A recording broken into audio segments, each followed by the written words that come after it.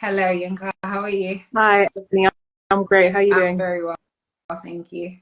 Awesome. Happy Saturday to you. Happy Saturday to you too.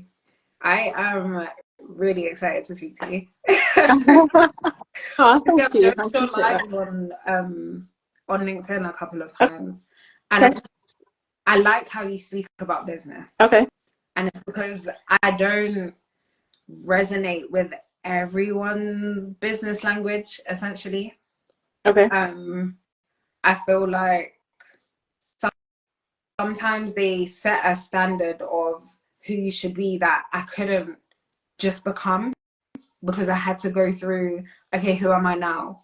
And looking at that isn't always the greatest part, and admitting that to myself. I think it's really important to recognize that it doesn't matter where you're going. Wherever you're going, you're starting from here. So if you have it in your mind and your heart to be somewhere else, and you're starting from here, then here is the perfect place to be to start. Like, yeah, there's a lot of trash on the internet. Like, I'm not gonna lie. Like, um, there's a very gendered perspective. There's a very, white privilege perspective. There's a very um, wealth focused, but we're not wealthy. Hustle and grind, and like, as I said, there's a lot of trash on the internet. For me personally, I'm minded that while I don't think everyone necessarily can or should be an entrepreneur, because if you, I don't think everything is for anyone. I don't think everything is for everybody.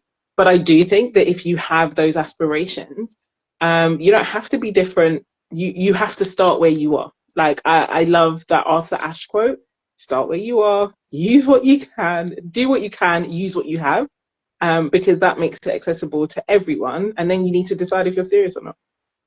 It's true.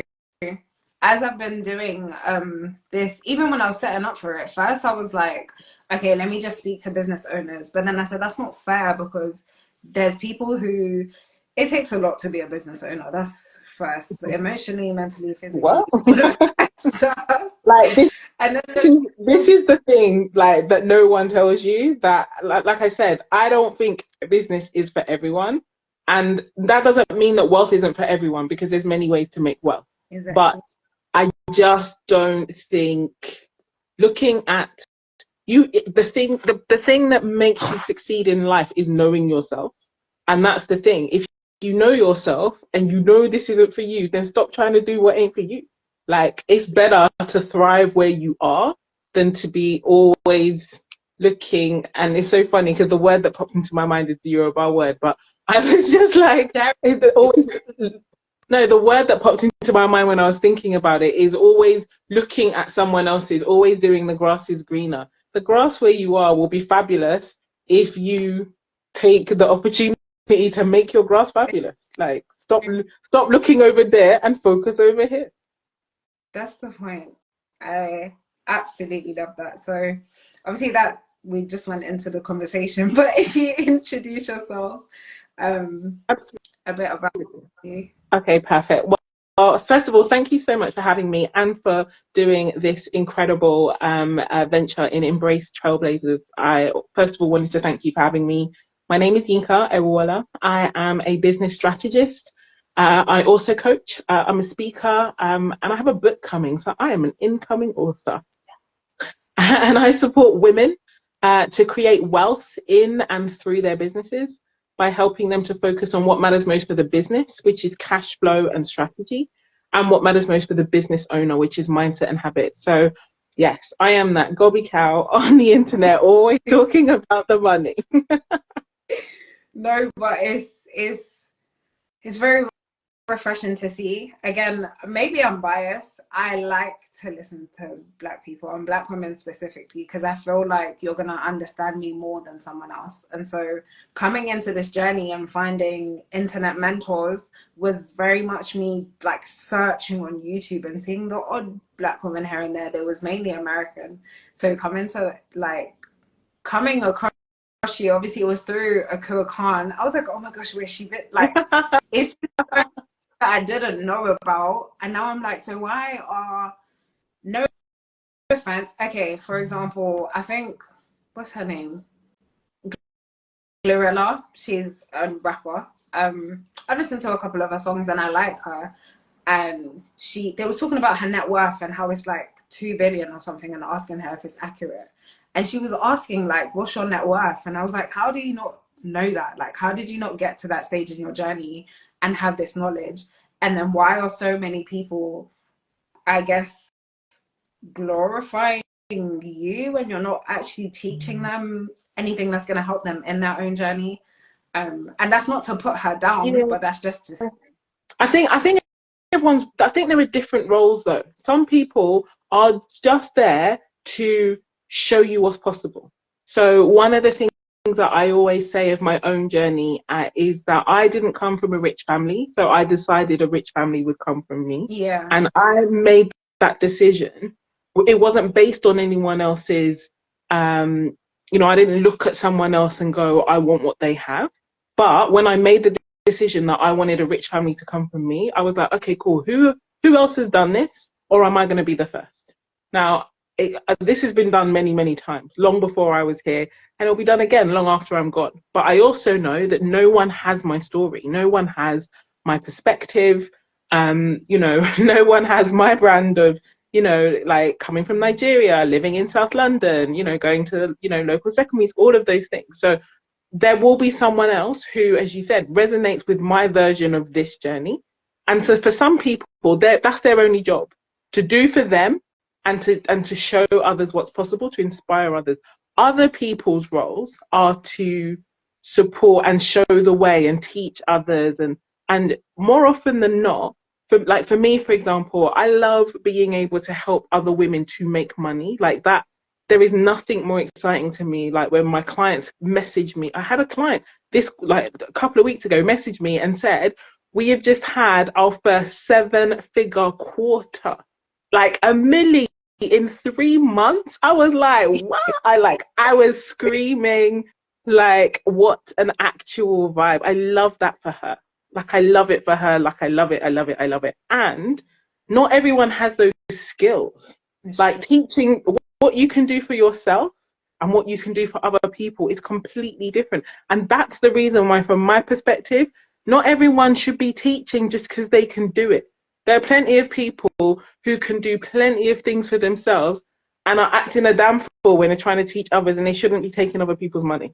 So from my personal perspective, I don't mind, like, but that's the thing. This is why I said at the start, it's so important to know yourself.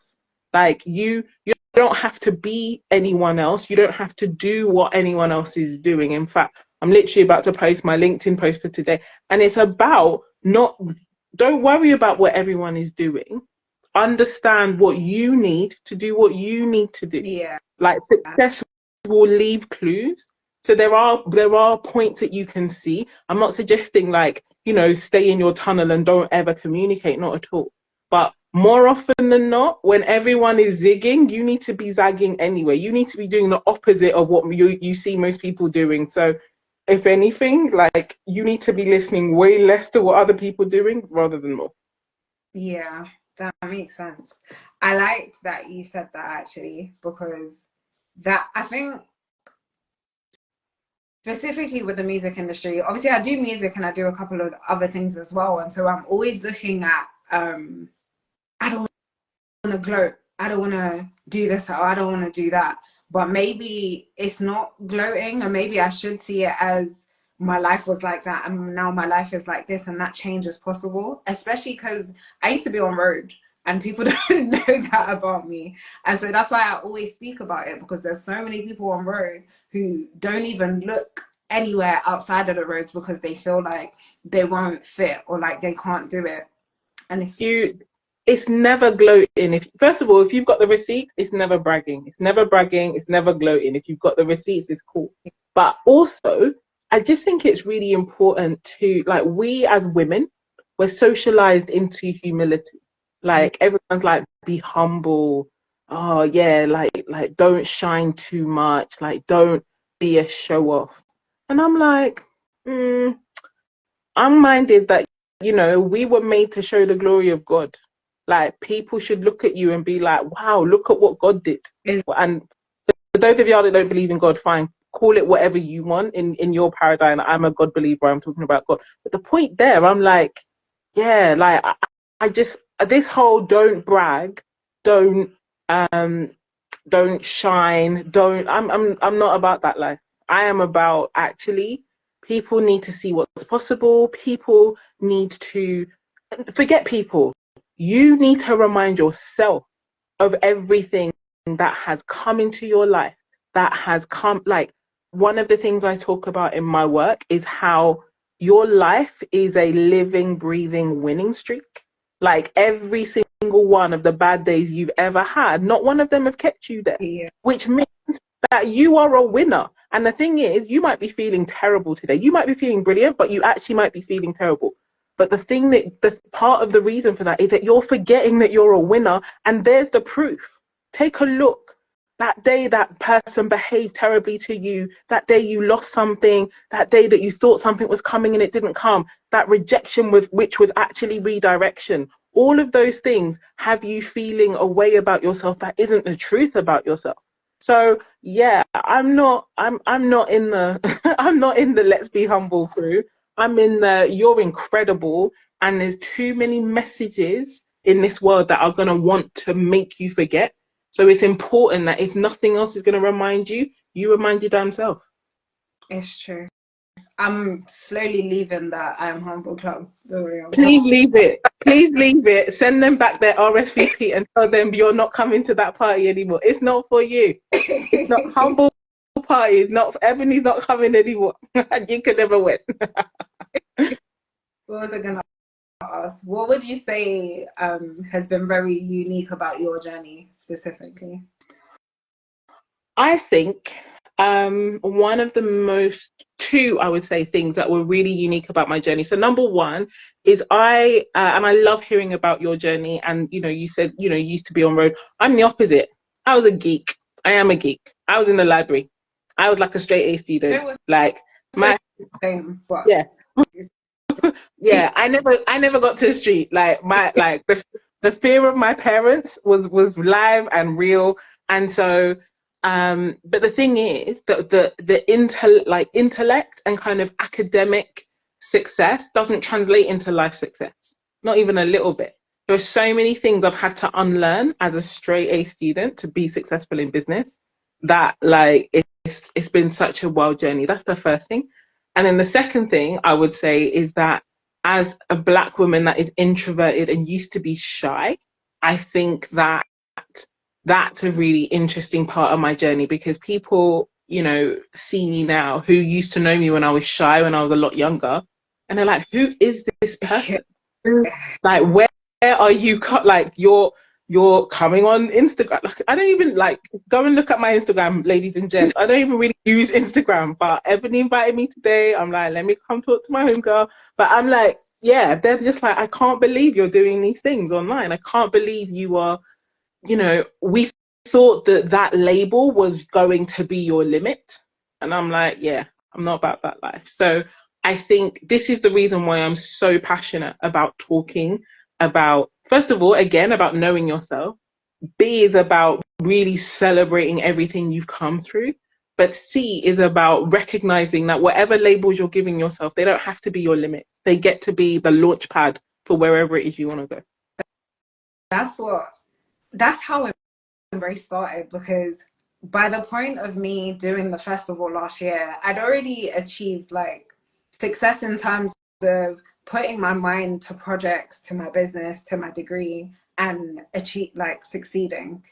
And so I didn't feel good within myself. And it was because of like the whole other side that I tried to black out, in terms of I used to be road, I used to smoke a lot and all of that stuff. And so I was trying to balance those two things. But then I had to realize, if I've been going through the valleys of the darkness and in that space of like addiction and all of that, and still showing up and still achieving, then there must be something worth going after, and there must be something about me that wants to go for it. And giving myself the opportunity to explore, okay, so who is Ebony when she removes herself from those spaces that aren't serving her? Um, so yeah. I think it's really worthy of celebration. Like I spend, you know, in the work that I do coaching, and I recently recertified in a new kind of coaching modality. And one of the things, so much of the world that we live in has us at war with ourselves. Like, oh, you know, you are, and again, it's as someone, you know, as I said, I'm a God believer. I'm someone who believes in the Christian faith, and even that, they're like, oh, you're a sinner, you're a terrible person, don't be a sinner. And I'm like, but the Bible's really clear. Like, you ain't, there's nothing you can do. That doesn't mean you should go and like P Diddy your life, but I'm just saying, like, there's nothing you can do to make yourself acceptable to God in that way. Like, there is so much power in acceptance. Yeah. In so like and so in the coaching paradigm, it's called working with shadow and light.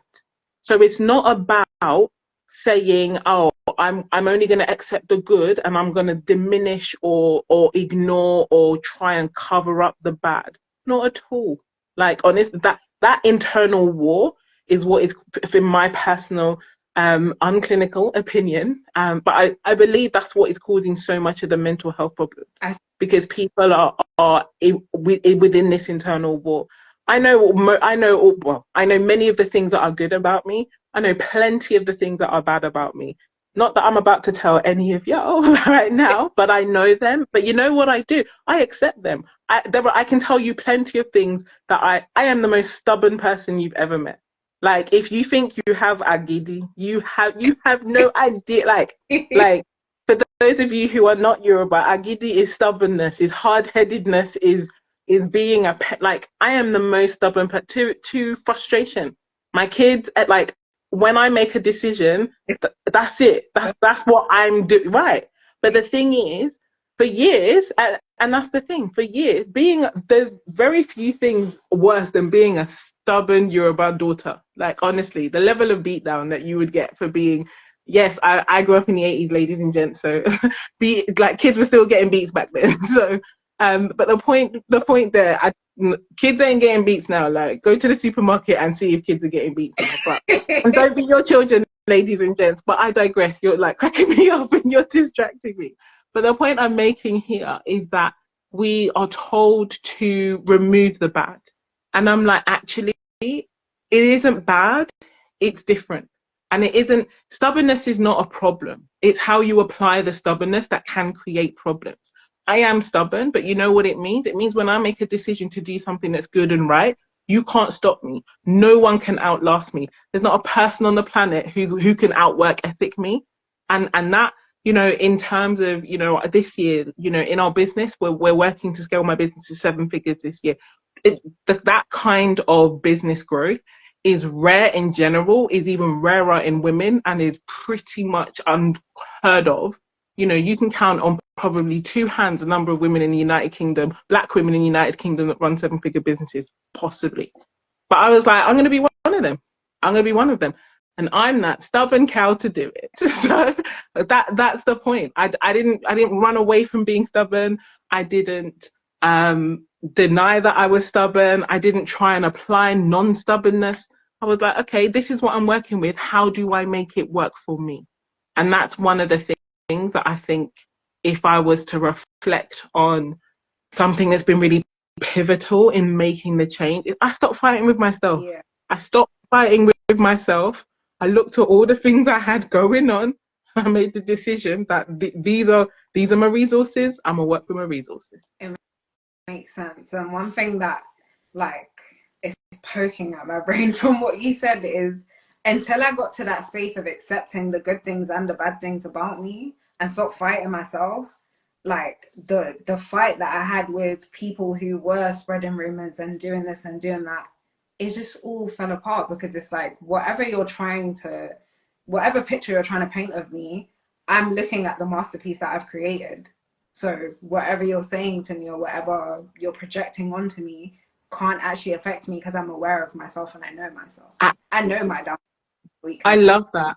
I mean, again, one of the benefits of being a stubborn person is your caring about what other people think is so much lower than average. Like, I don't believe in people who say that I don't care what other people think. I don't believe that's true. It's human nature to care.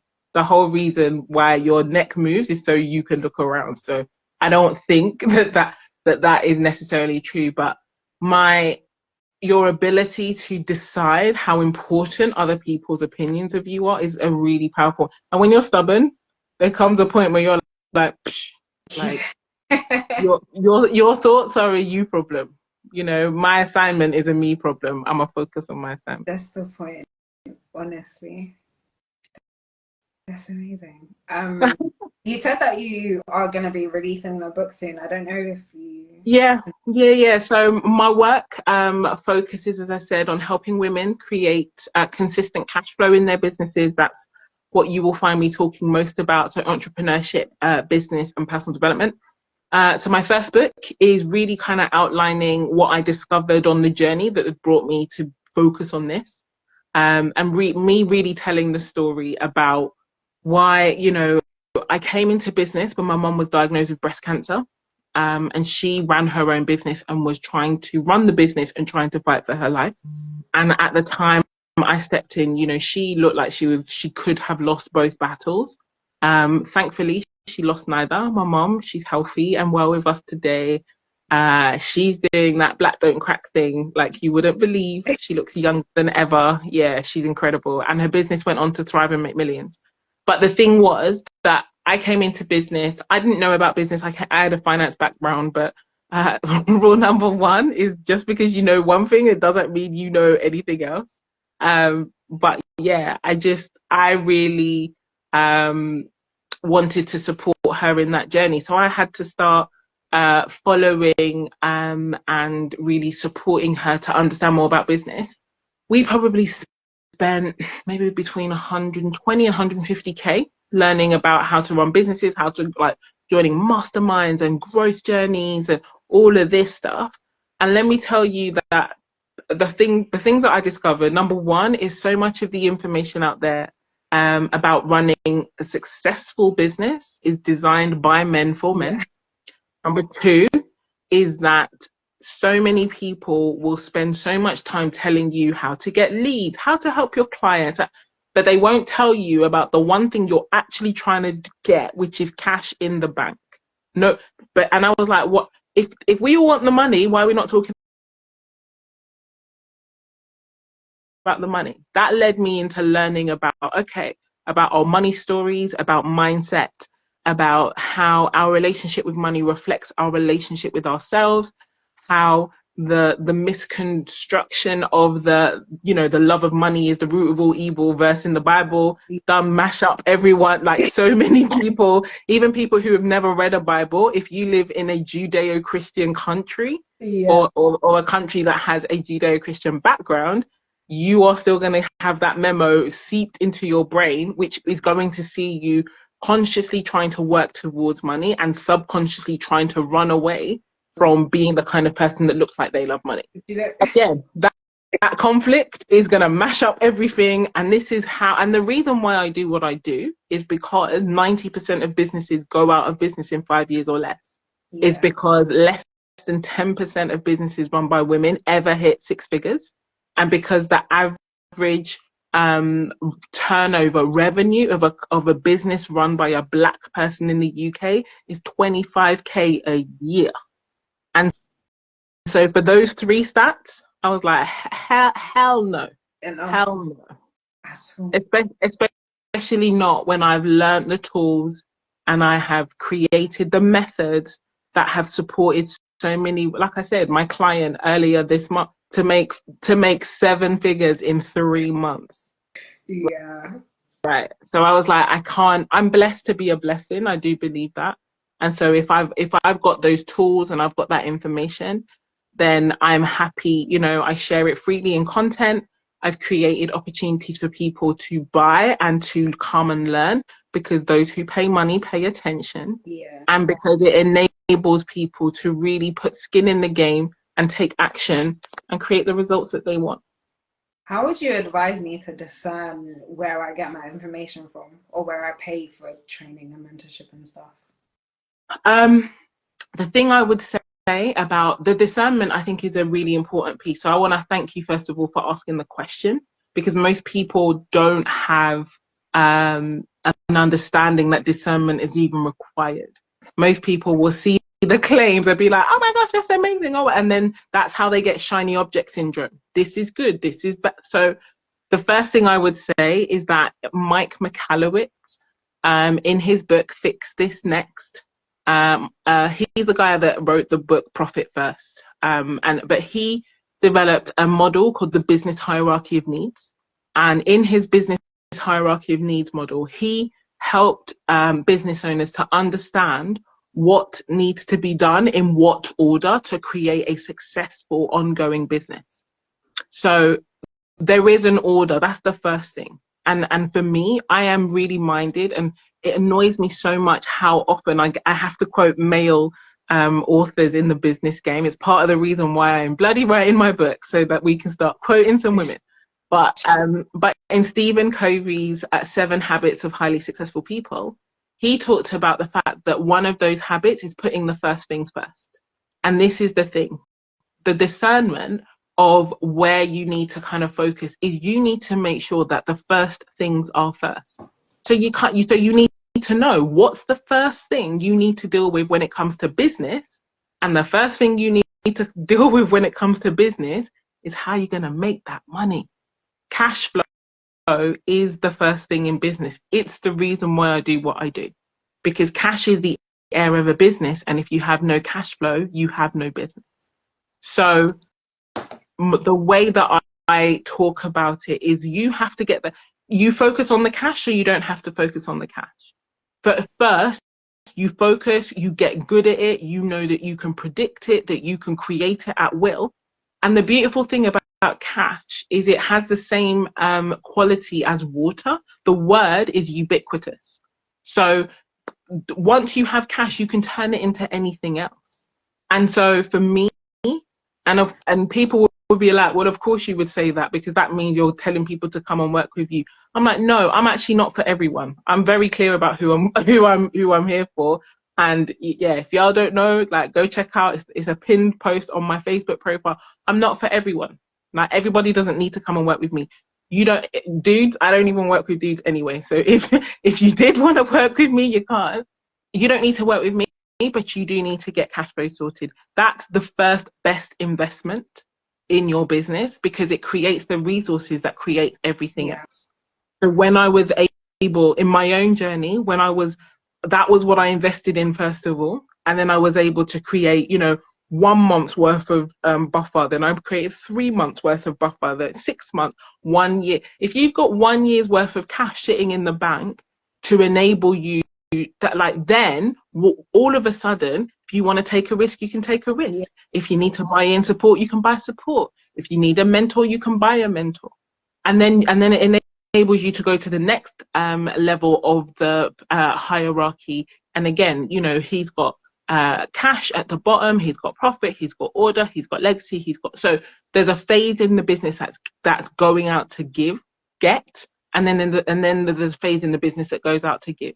But as I said, I love the question, because most people don't even know that there's meant to be any discernment. Everyone is like doing shiny object syndrome. But like I said, this is where the whole zig when everyone else is zagging becomes really important, because most people are running amok, doing a nonsense, and their businesses will be out of business at a rate of 90% in 5 years or less. I was nearly going in that direction, because I was signing up to all the classes and the workshops and speaking to this person and speaking to that person, but now I just have all of this information, and what am I doing? What are you doing? And that's the thing. How did it make you money? Did it make you money?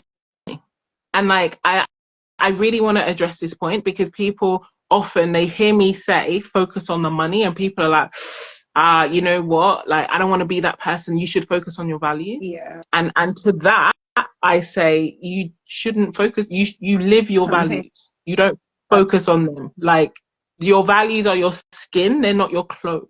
Yeah. Your values are how you show up in the world. If you're focusing on it, it's because you're not living it, and because it's not really what you're not really about that life.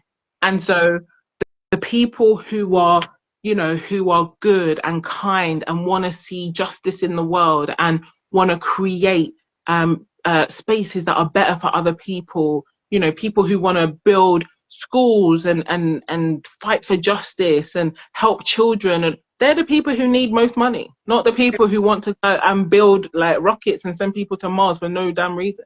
That's what I realized. There's a lot of, especially when it comes to Black businesses and the Black community, there's a lot of things that like look like they're creating change, but then if no one's actually got the cash to create the change within our community, then nothing's ever going to change. We're still like applying for funding from people who decide how much they're going to give us and what we can actually do with that funding. And that's why I was Right. like, yeah. I was like, no, thank you. And that's the thing. So for me, I am an angel investor. I do invest in businesses. And that's like all of a sudden, because I describe cash as the currency of transformation, is how we get stuff done. If you're the kind of person that wants to get stuff done, then you need your cash. And that's the thing. You know, I am, as I said, I am blessed to be a blessing, but I don't ever forget either one of those phrases. So first of all, I am blessed. Like the way that the business is growing, that I'm having an impact, that I am creating a life for myself, for my family, my husband and I together, we are creating this incredible opportunity for our kids, is honestly, I cannot say enough thank yous. I cannot be more grateful. I will never not talk about the blessing and the grace of God in my life. Like, it's just not that. I'm never going to be out here acting like it's all my fabulous, brilliant, clever idea. It's not. Like, God is good and he continues to be good. And I'm also blessed to be a blessing. So if I'm the only person who's benefiting from that, then I'm doing it wrong. I'm not a bucket, I'm a vessel. It's supposed to come through me. It's supposed to touch other people. That's the reason why, like, I started posting content on LinkedIn on the 16th of March 2020, and I've never stopped, not one day. I have never missed a day, because that's one of the ways I'm able to serve people with what I know. And no one has to pay for that. If you've got a LinkedIn account, you can get a LinkedIn account for free. You can go back and read 1,600 posts of free information on what to do with your business and what to do with your money and how to fix your mindset and all. Like, not, you don't have to pay to be able to benefit from the blessings that I've received. And I think, you know, that's really important. Yeah, people pay me hella cash. Like, it's not cheap. Like, I'm not, you can either be good or cheap, and I went into the good category. So there's nothing cheap about working with me, but you don't have to pay at all to benefit from me. You don't have to pay. Or content is all there. Like, go check it out. And so I just feel like it's really important to recognize it doesn't matter how fantastic your intentions are. And that's the thing. I know people with so many fantastic intentions, and that was the reason why I wanted to be an angel investor. I wanted to be able to say, they're like, oh, we're looking for a cap table, you know, 25K. And I'll be like, here's your 25K. Yeah. And they're like, what? And I'm like, yeah, here's the money. I believe in your dream. You look like me and I look like you. So I understand the problem you're solving. And I'm not asking all these other ridiculous questions that these people are asking, not because I'm not prudent, but because I understand in a way that many of them can't, the thing that you're trying to solve. Exactly. And so having your cash, getting your cash in place in order to have that currency of transformation means you're able to create the transformation you want to see. That is amazing. And I'm going to thank you on my behalf, because I'm going to go back through your LinkedIn now. Also, who maybe doesn't have the funds to invest in that knowledge yet. I mean, check out my Insta. You know, I did I think it was 90-day. I've done a couple of series. So I've done 90-day business, and I did a 30-day business video series that's sitting on my Insta. And that, you know, again, it's there. Like, I'm not really one that, like, I'm not a booty shaker on socials. Like, if you see my face, I'm probably trying to be helpful. So, and no offense to the booty shakers, y'all do your thing, y'all make your cash. Like, I'm not judging anyone. It's just not my forte. That's not my contribution to the social media landscape. So. Thank you very much. I'm looking forward to your book, and I'm gonna read it, of course. I probably do. I love that. Thank you. Ebony, thank you so much for doing this today. This has been such a vibe. Thank you for giving me the chance to share a few And of my little zany ideas. yes, it's been a great conversation with you. And I will speak to you soon. No worries. Take care. Thanks so much. Bye, everyone. Bye, Yinka.